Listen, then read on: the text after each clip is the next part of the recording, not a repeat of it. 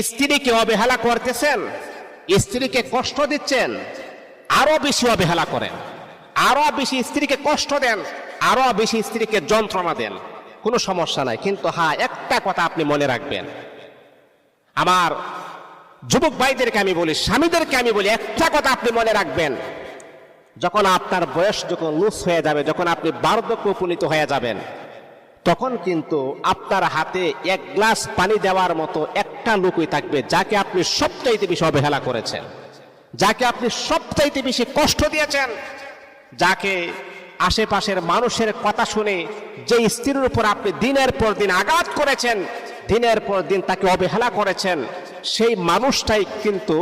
আপনার এই বার্ধক্যের সময়ে সেই মানুষটাই আপনার পাশে দাঁড়িয়ে যাবে। এক গ্লাস পানি তার হাত থেকে আপনি নিতে হবে, তার হাত থেকে নিয়ে আপনি পান করতে হবে। কিন্তু আমরা